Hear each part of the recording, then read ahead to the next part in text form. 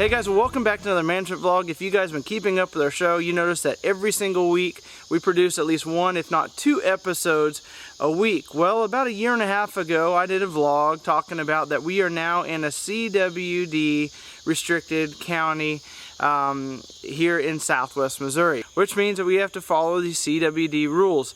And at that point in time, it was because bordering counties had cases, or the bordering counties to them have had cases of CWD, and so we were kind of next in line. Well, this year I am excited to announce that we are out of the CWD zone here in my county in Southwest Missouri, and it's basically because they have said, the more research that they have done, when they did this around 2012, they did studies that found that the deer would travel up to about 25 miles from their little home site. Well, here in Missouri, they've done that study once again, and they have come to the conclusion that a deer is not going to travel more than about 10 miles from its home location. So in that, because of where the cases of CWD have been found, we are now out of it, which is awesome. I'm excited to announce, because that means, like right back here behind me, we can put minerals back out in our mineral stations. A lot of our mineral stations are completely just gone because we have just eliminated them completely.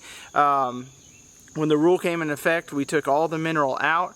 Some of them that were in some of our fields and stuff, we actually brought dirt in and kind of filled them in and stuff where they were dug out. This was an old existing stump that's not had any mineral on it for well over probably a year and a half now, and it really just quit getting used. But a lot of these mineral sites just went from a ton of activity to very little. Don't get me wrong, there were still deer that were patterned in coming into this area that we're checking them out, but for the most part, they just didn't get even close to the amount of traffic that they were getting before.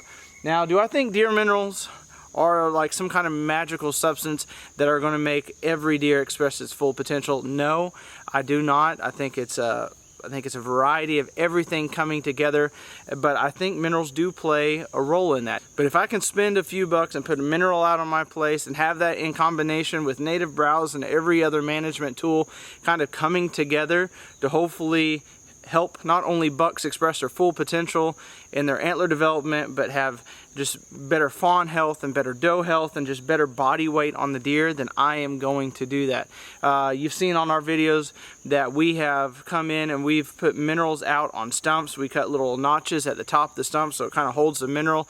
That keeps it from just going right into the soil and being leached out, and a lot of that's lost in the soil. It actually absorbs into the stump. The deer eat out the stump, so it's kind of a win-win situation for us where they can eliminate some of those stumps. Depending on the species of stumps you put them on, some of them, like this red oak here, will last a very, very long time. We've cut into logs.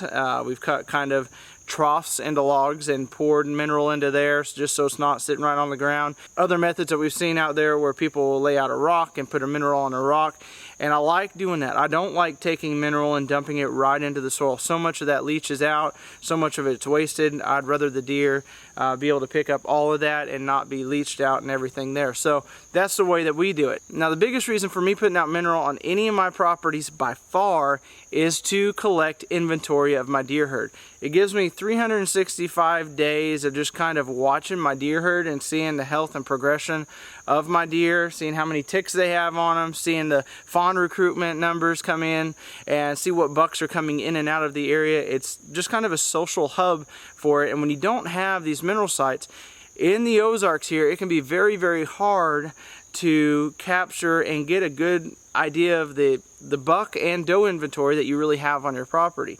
You've got a lot of these really steep ridges, you have very little open fields, and so trying to find a good location where there's a pinch point or a community scrape or something like that is just hard. And when you do find it, you are not going to get the amount of pictures that you're going to get if you have an established mineral site. So that's like the key element for me putting out mineral on any of my properties, any of the properties I manage.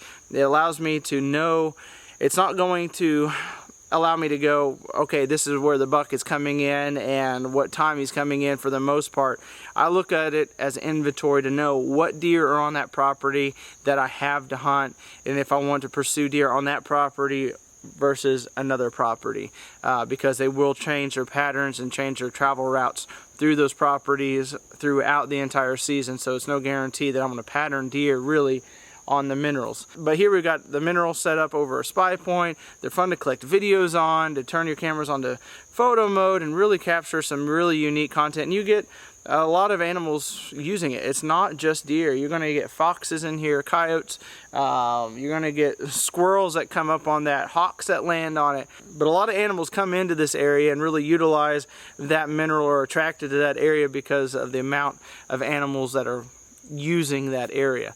Now, if you are in a CWD regulated county, I do feel sorry for you because it is a lot tougher to get your buck inventory. And last year we dealt with that, and we're dealing with that on some of our properties that are just in adjoining county that aren't too far from here. But it was kind of hit and miss at the beginning of season trying to figure out what bucks were on the properties, but throughout the season we were able to get that figured out, and we really did have a good season. It just took a lot more work. So you can bet as soon as I got the news that we could start putting out minerals again, I did it on all my properties. I'm starting to collect a lot of good inventory, really getting some early season inventory.